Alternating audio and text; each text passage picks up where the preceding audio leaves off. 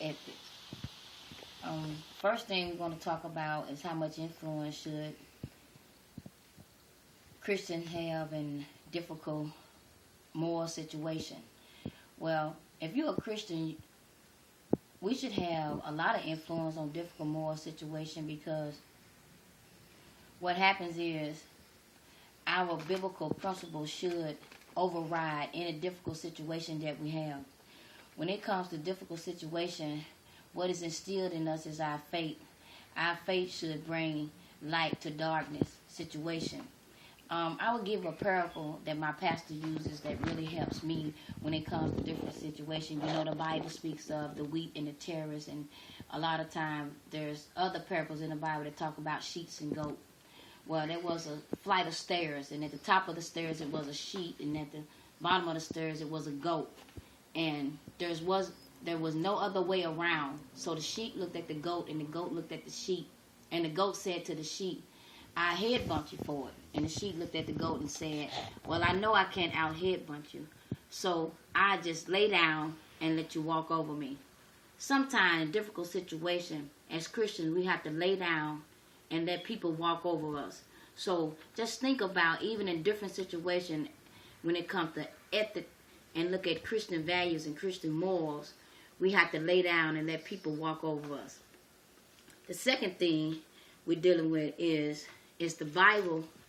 As Christian, different sources, is the Bible a good source for ethical living? It is, because in Matthew 22 verse 37 through 40, Jesus says, "Love the Lord with all our heart and love thy neighbor as ourselves." He says, "On these two commandments hang all the law."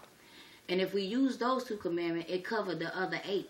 And I know a lot of time as Christians we say it's a challenge. Yes, living godly is a challenge. Living holy is a challenge. But it does cover all the law. And it would help us through difficult time in different situations. But we have to use it. Why?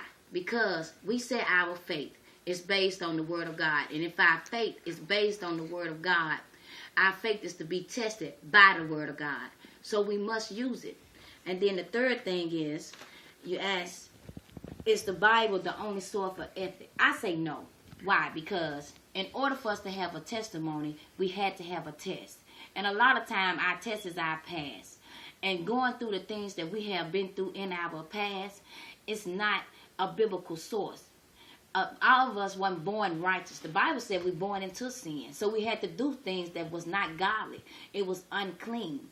So with that being said, it was not a biblical principle that brought us into a biblical lifestyle.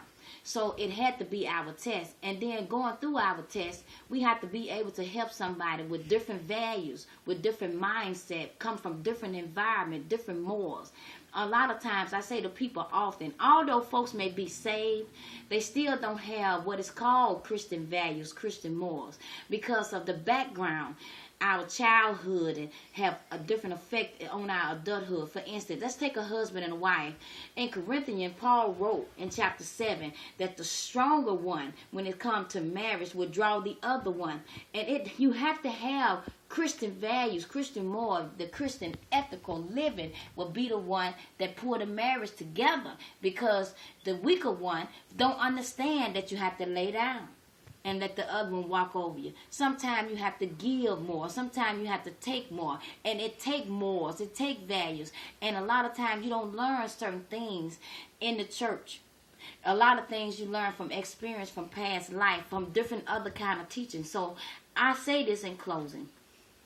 When it comes to biblical morals and biblical ethics and codes of ethics, we have to learn as we go. Each day is a new learning. The Bible said without knowledge, people will perish. So I challenge us today to just grow stronger in God so we can continue to be the Christian that God has called us to be. God bless.